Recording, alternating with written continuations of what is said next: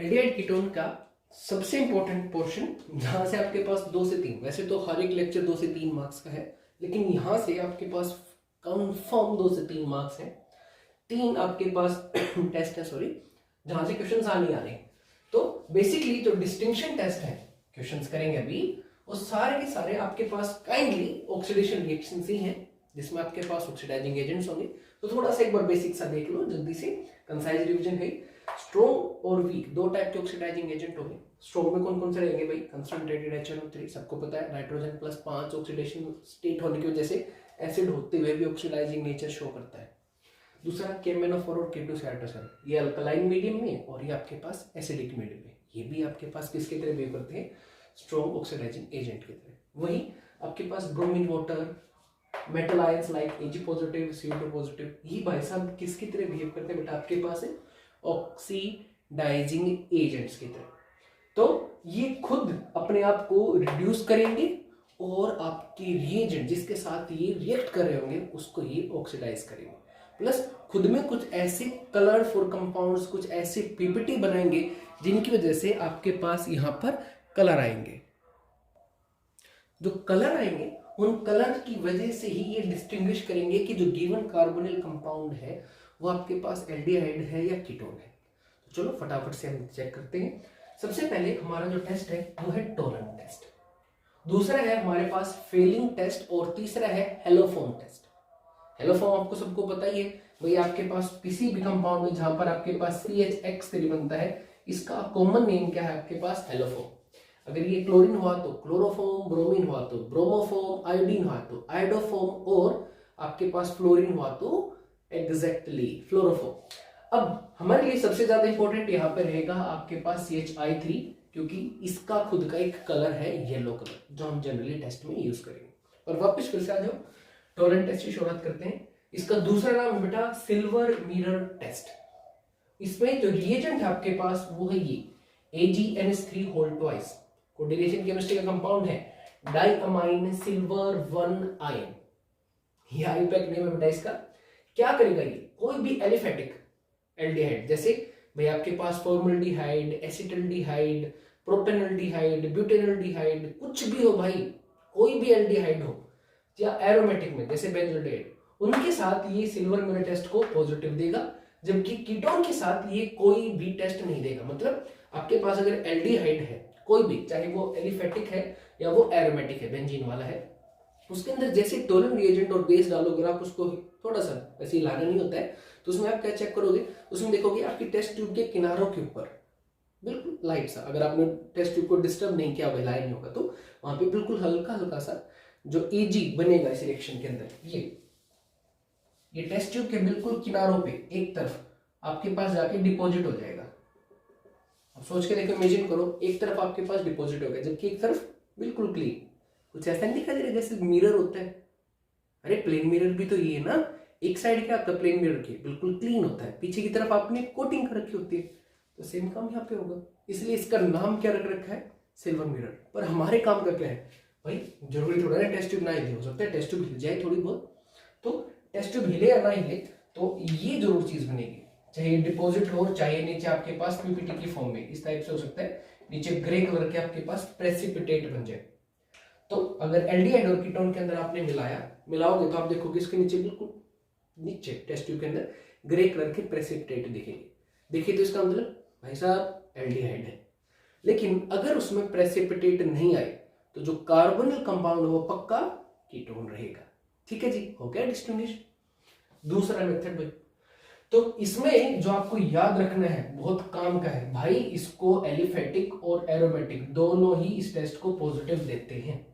दूसरे में Fehling test. Fehling test actually दो मिक्सचर्स का आपके पास एक कॉम्बिनेशन है, जिसके अंदर क्या है? एक है फेलिंग A, जिसके अंदर आएगा आपके पास aqueous copper sulphate solution blue colour का, और दूसरा होगा आपके पास फेलिंग B, जिसको बोलते हैं रोशियल सोल्ट, जो एक्चुअली क्या है आपके पास है? Sodium potassium tartrate, mild acid है भाई, सोडियम पोटाशियम टार्टरेट है। जब इन दोनों को मिलाओगे तो क्या बन जाएगा आपके पास? Fehling solution. टॉपिक पे आते हैं सीधा। कोई भी एलिफेटिक एल्डिहाइड भाई, कोई भी एलिफेटिक HCHO, CH3, CHO, कुछ भी भाई, ये हो गया जैसे एलिफेटिक है, ये हो गया आपके पास एलिफेटिक है। इस टाइप के कुछ भी होंगे वो सारे इस टेस्ट को पॉजिटिव देंगे। और टेस्ट क्या है, जब भी किसी एल्डिहाइड की फेलिंग सॉल्यूशन के साथ रिएक्शन करा जाएगी तो भाई वो इसको तो कर देगा ऑक्सीडाइज एसिड के अंदर और खुद को कर लेगा रिड्यूस इसके अंदर। पिछले में भी देखो एजी भाई साहब का खुद का क्या हुआ था, रिडक्शन, +1 से 0 में आ गया था, जबकि जो एल्डिहाइड था उसका क्या हो गया था दोनों केसेस में, ऑक्सीडेशन। तो सेम काम यहाँ पे होगा, आपके पास जो एल्डिहाइड है इसका होगा आपके पास ऑक्सीडेशन, जबकि आपके पास जो कॉपर है उसका होगा रिडक्शन। पहले ब्लू कलर का सॉल्यूशन था, अब वो रेड ब्राउन पीपीटी बन जाएंगे।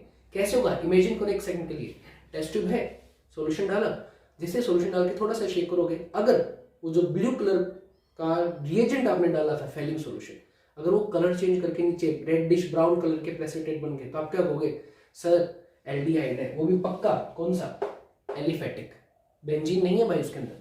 लेकिन अगर आपने डाला उसके अंदर कलर चेंज ही नहीं हुआ, कुछ बना ही नहीं, तो या तो एरोमेटिक एल्डिहाइड हो सकता है या फिर उसके अंदर क्या आपके पास है, कोई भी कीटोन है। तो भाई कीटोन कोई भी टेस्ट नहीं देते, ना टोलन देते ना फेलिंग। तीसरा important test haloform test, generally हम किसको यूज करेंगे, आइडोफॉर्म को यूज करेंगे जी। यहाँ पे आइडोफॉर्म या हेलोफॉर्म कैसे बनेंगे, जब भी किसी halogen Cl2, Br2, F2, I2 की रिएक्शन किसके साथ कराओगे, सोडियम हाइड्रोक्साइड के साथ, तो क्या बन जाएगा आपके पास इस टाइप से एक कंपाउंड NaOH।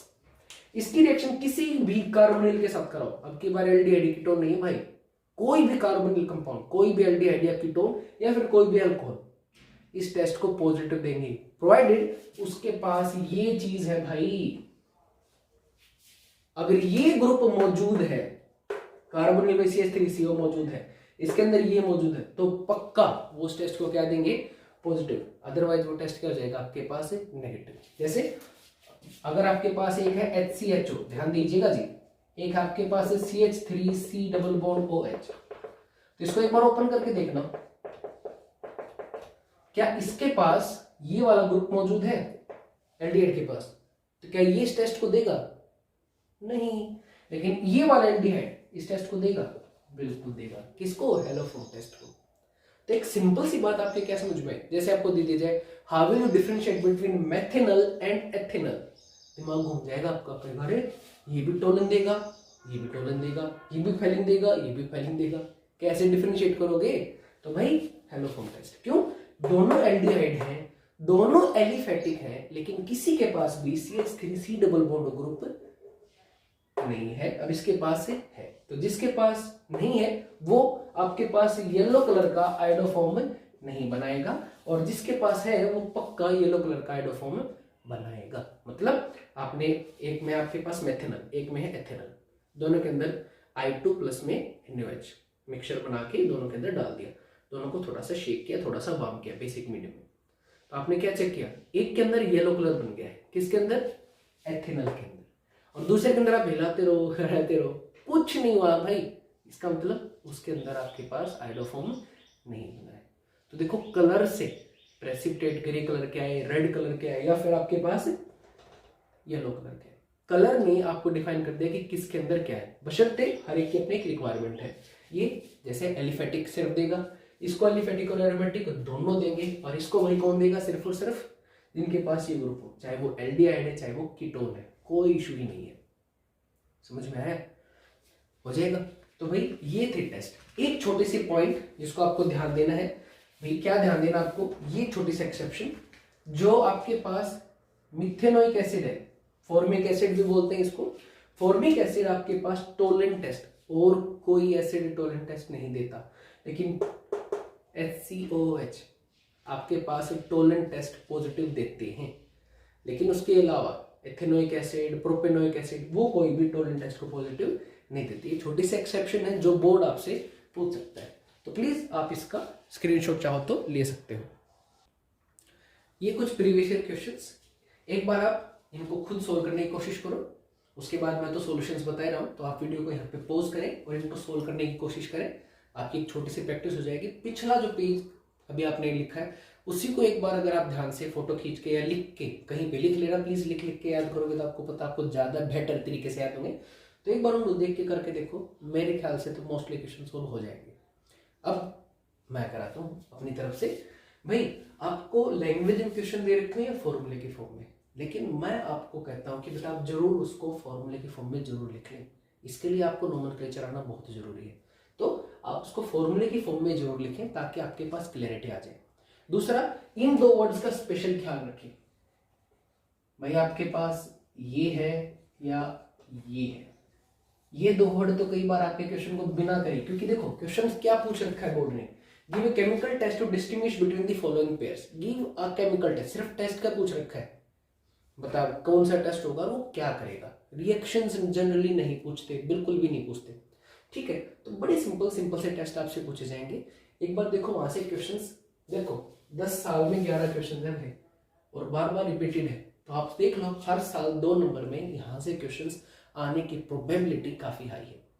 यहाँ से नहीं आया तो आपके पास अमीन्स के अंदर से आ जाते हैं, वहां पे तो भी आपके पास प्राइमरी सेकेंडरी टर्शियरी अमीन्स के लिए और कार्बोलामाइन टेस्ट है, तो भाई इनमें से क्वेश्चंस आना का फॉर श्योर 100% है। अब देखो फटाफट से मैंने क्या कहा है, आपको भाई फार्मूले बना लेने हैं, मैंने बना रखे कुछ क्वेश्चनों के, फटाफट देखो। एथेनॉल एंड प्रोपेनॉल, भाई दोनों ही एल्डिहाइड है, आपको साफ दिख रहा होगा, दोनों ही आपके पास क्वेश्चन के अंदर क्या है, एल्डिहाइड। ये भी एल्डिहाइड है और ये भी एल्डिहाइड है, तो भाई ना टोलेंट इसको पॉजिटिव देगा और ना आपके पास फेलिंग पॉजिटिव देगा। तो इनको कैसे डिफरेंशिएट करेंगे भाई, तो आसान है ना भाई। देखना इसके पास ये वाला ग्रुप मौजूद है, किसका है ये ग्रुप, आयोडोफॉर्म का, लेकिन इसके पास यहाँ पे CH2 है, CH3 नहीं है, तो भाई साहब ये वाला ethanol will give positive iodoform test and will form yellow color precipitate with I2 and NaOH। Paper में कैसे लिखोगे, ethanol will give positive iodoform test and will form yellow color precipitate when mixed with I2 and NaOH, whereas propanol will not give iodoform test। हो गया जी, easy था, बिल्कुल आसान था। अगला बेंजोल्डिहाइड एंड एसिटोफिनॉल, इन दोनों को भी आप किस तरीके से डिफरेंशिएट कर सकते हैं। बेंजोल्डिहाइड ये रहा जी, ये रहा एसिटोफिनॉल, भाई दो टेस्ट है, बिल्कुल सिंपल सिंपल से। मैंने भी कहा था ये एल्डिहाइड और ONE, ये तो आपको आराम से, एल्डिहाइड हमेशा टोलेंट टेस्ट तो देंगे ही देंगे, बेंजोल्डिहाइड है एरोमेटिक है, तो it will give positive Tollens test, it won't give Tollens test.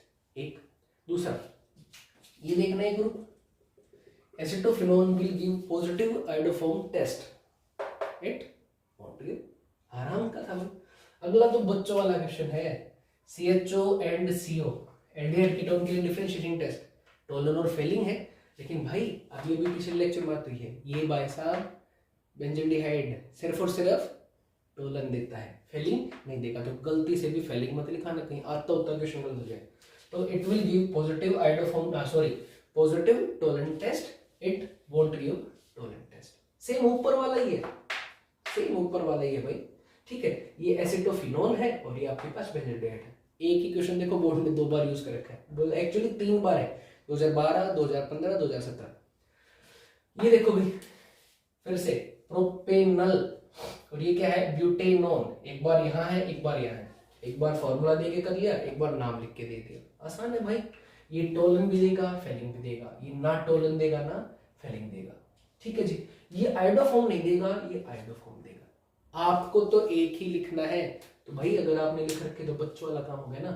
क्या ये भाई साहब आपके पास है कौन सा, एल्डिहाइड वाला, टोलन भी देगा और फेलिंग भी, क्योंकि देखो एलिफेटिक अब की बार बेंजीनिन नहीं है तो फेलिंग भी देगा, तो it will form red colour precipitate with the Fehling solution, it won't form red colour precipitate with the Fehling solution. हो गया जी डिफरेंशिएशन। प्रोपेनॉल एंड प्रोपेनॉन, फिर से देखो अल और ONE, it is an aldehyde and will give positive Tollens and Fehling test, it won't give positive Tollens and Fehling test, आसान था, देखो ये प्लस ये भाई साहब फिर से, हाँ जी, ये भाई साहब आपके पास आयोडोफॉर्म टेस्ट देंगे, ये वाले आयोडोफॉर्म टेस्ट नहीं देंगे। अगला बेंजोल्डिहाइड एंड बेंजोइक एसिड, अरे ग्रुप ही गला गया तो क्या दिक्कत है, कोई प्रॉब्लम नहीं, ये भाई साहब will give positive Tollens test, benzoic acid Tollens test नहीं देंगे। प्रोपेनॉल, ये रहा जी प्रोपेनॉल, ये रहा ब्यूटेनटोन, अभी क्या है कोई दिक्कत ही नहीं है। बेंजोफिनोन एंड एसिटोफिनोन, ध्यान दीजिएगा भाई दोनों कीटोन आ गए, कोई भी कीटोन ना एल्डिहाइड देता, सॉरी कोई भी कीटोन ना टोलेंट टेस्ट देता ना फेलिंग टेस्ट देता, तो यहाँ पे दिमाग घूम जाता है, अरे नहीं घुमाना, जहां भी आपको थोड़ी सी दिक्कत आएगी वहां ध्यान दे लेना, आपके पास सोल्व करने के लिए आयोडोफॉर्म प्रकट हो जाएगा। देख लो ना, ये रहा, इसके पास H3CO ग्रुप है, तो ये positive iodoform yellow colour precipitate बनाएगा विद I2 एंड NaOH। इसके पास नहीं है, तो ये आपके पास आयोडोफॉर्म टेस्ट पॉजिटिव नहीं देगा। ब्यूटेनॉल ब्यूटेनॉन नाम से हो गया है भाई, ये टोलर फिलिंग देगा, ये नहीं देगा। हाँ जी, ये वाला बिल्कुल लास्ट में यहाँ पे था पिछले पेज पे भाई, ये वाला टोलेंट टेस्ट देगा, ये टोलेंट टेस्ट नहीं देगा। ये टोलेंट टेस्ट देता है, ये टोलेंट टेस्ट नहीं देता है। Last benzoic acid and ethyl benzoate. Acid को किसी से कैसे सेपरेट करते हैं, तो एसिड कार्बन डिफरेंशिएशन का एक सिंपल सा टेस्ट होता है बेटा, बिल्कुल इजी सा। कोई भी कार्बोक्सिलिक एसिड है, कोई भी कार्बोक्सी एसिड है, इसको भी प्लीज ध्यान दे लीजिए, उसके अंदर आप मिलाएंगे सोडियम बाइकार्बोनेट, अरे बेकिंग सोडा मेरा फेवरेट। जैसे ही मिलाएंगे तो क्या बनेगा, इसके अंदर CO2 गैस की बबल्स दिखाई देंगे, जिसको बोलते हैं ब्रिस्क एफरवेंसेस। ये बिल्कुल वैसे जैसे कोल्ड ड्रिंक पे आपने नमक मिलाया होगा, देखा आपने कैसे बबल्स निकलते हैं, बिल्कुल ऐसे ही। इसमें थोड़े हल्के निकलेंगे, लेकिन किसी भी कार्बोक्सिलिक एसिड के अंदर जैसे आप सोडियम बाइकार्बोनेट डालोगे, उसके अंदर से क्या निकलेगी, CO2 गैस। ठीक है जी, सिर्फ कार्बोक्सिलिक एसिड का टेस्ट है बेटा आपके पास अपने सिलेबस का।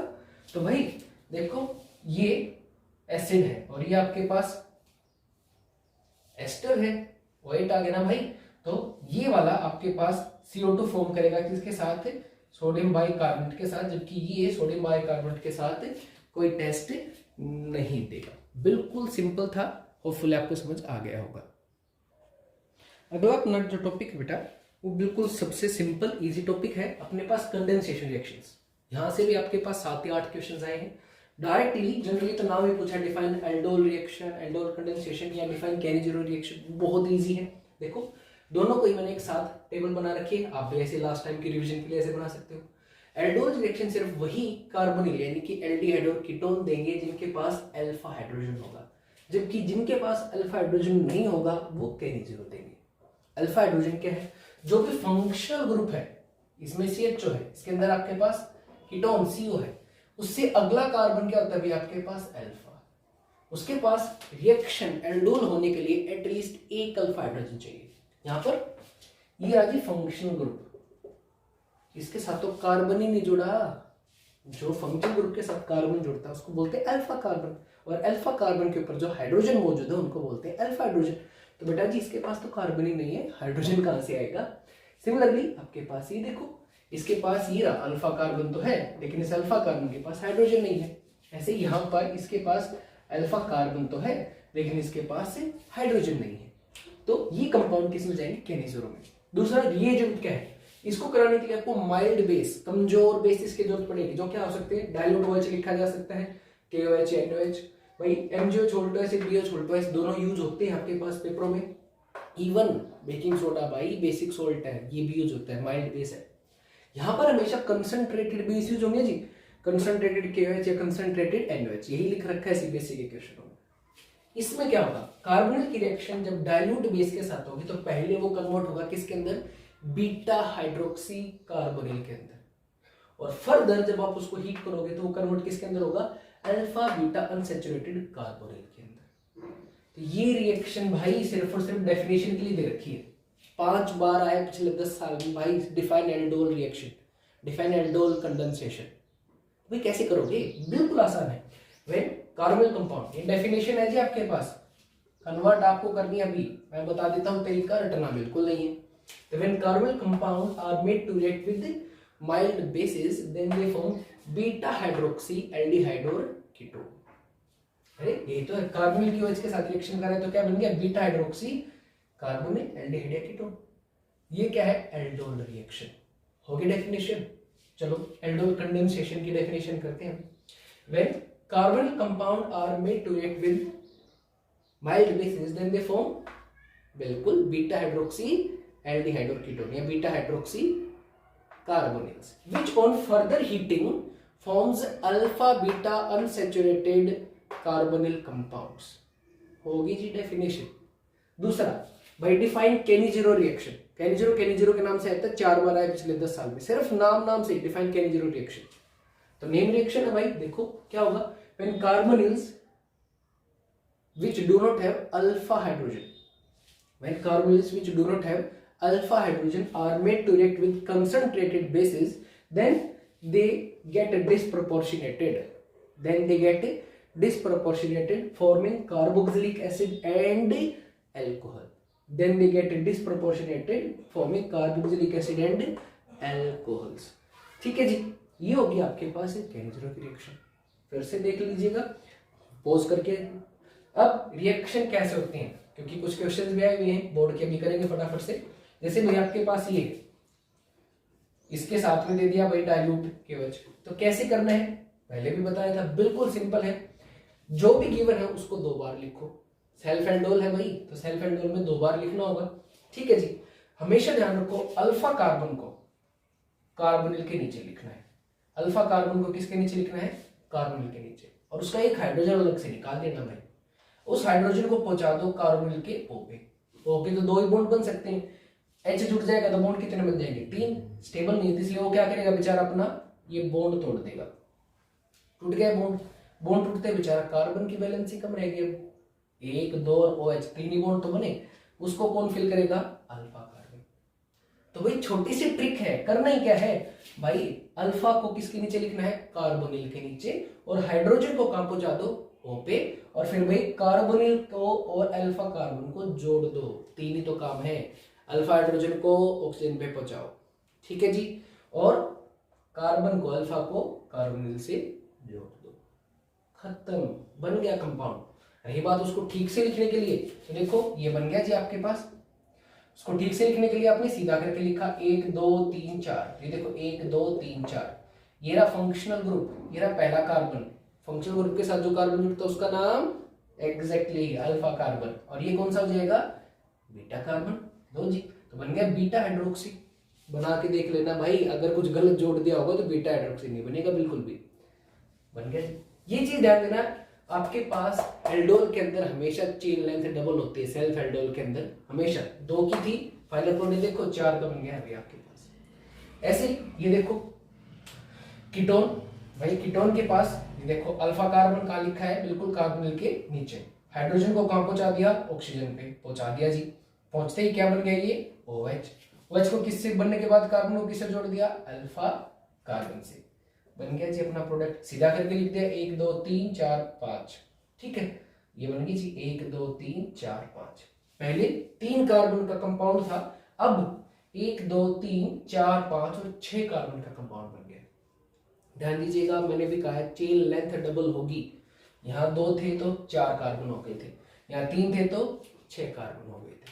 ठीक है जी, देख लो बन गया आपके पास कंपाउंड। केनिज़ेरो में आपके पास डिस्प्रपोर्शनेशन, मतलब जब एक ही कंपाउंड एक ही टाइम पे ऑक्सीडेशन में भी जाता है और रिडक्शन में भी।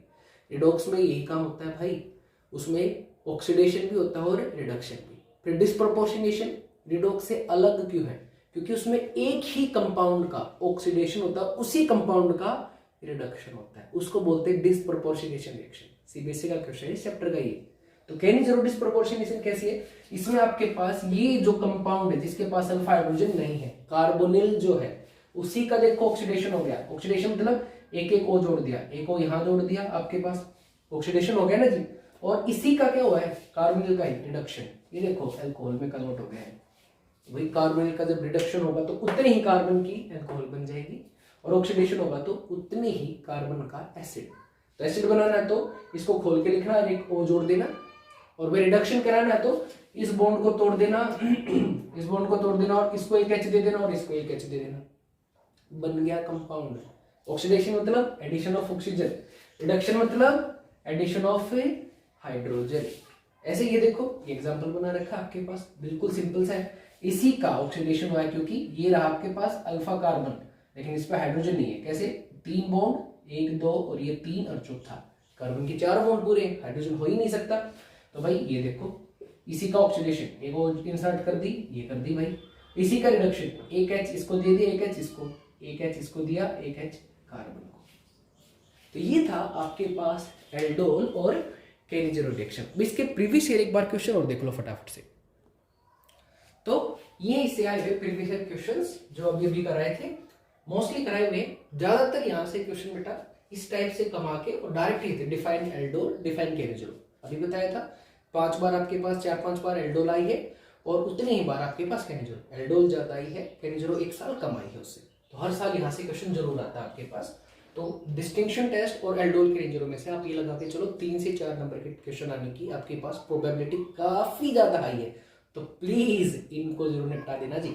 अब देखो पहला क्वेश्चन, ये जी कंसंट्रेटेड NaOH, कंसंट्रेटेड बेस, दिमाग क्या कहेगा, पक्का केनिजोल रिएक्शन है, इसका ऑक्सीडेशन भी होगा और रिडक्शन भी। करा दो भाई, CH3C CH3C CH3, इसी का ऑक्सीडेशन CH होगा COOH, इसी का रिडक्शन करा दो भाई, CH3C CH3 CH3, रिडक्शन होगा तो एल्कोहल बनेगी CH2, एक सेकंड CHOH।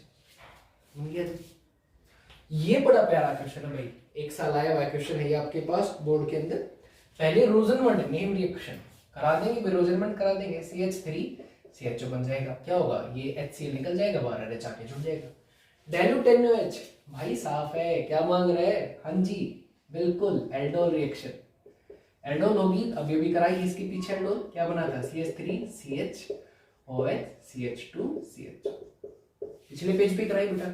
उसके बाद हीट, एल्डोल कंडेंसेशन भी कराया। तो कंडेंसेशन में क्या होता था आपके पास, अल्फा के ऊपर से क्या जाएगा हाइड्रोजन, बीटा के ऊपर से क्या जाएगा OH, कंडेंस का मतलब पानी निकल जाएगा भाई आपके पास, तो HOH निकल के, और यहाँ पे क्या जाएगा CH3 CH double bond CH and CHO।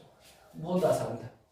अगला भाई अभी करा है पीछे बेंजोल्डिहाइड का आपके पास, ये डाइल्यूट NaOH, तो ये केनिजेरो रिएक्शन है और ये आपके पास एल्डोल रिएक्शन है। बेटा ऐसे पेपर में दे रखा तो आप एल्डोल और आगे कंडेंसेशन दोनों ही करा के आओ, ठीक है, क्योंकि उसमें सिर्फ ही लिख रखा गया कराओ, 2 हीट देगा वो आपसे जब कंडेंसेशन कराएगा, लेकिन आपको बोर्ड में रिस्क नहीं लेना है, तो आप एल्डोल भी बनाओ और फिर हीट करके कंडेंसेशन भी, दोनों ही बना के आओ। अगला convert ethanol to butanol, conversion भी आया भाई। तो अभी बात हुई है ना एथेनॉल, बना के देखो CH3C डबल बॉन्ड OH, किसमें कन्वर्ट करना है ब्यूटेनॉल में, CH3 CHOH CH2 C double bond OH। भाई ये अल्फा और ये बीटा, बीटा हाइड्रोक्सी साफ है, एल्डोल करा दिया, तो आप उसकी एल्डोल करा देनी है, प्रोडक्ट अपने आप आ जाएगा डाइल्यूट NaOH, और उसके बाद आप इसकी एल्डोल रिएक्शन लिख देना, खत्म। तो वही इतने आसान प्रीवियस ईयर में इसके क्वेश्चन आए हैं। इसके साथ अपने एल्डिहाइड कीटोन जो सबसे बड़ा चैप्टर था वो कंप्लीट हो गया है। फिर भी कुछ रह गया तो आप प्लीज पूछ सकते हैं। Thank you.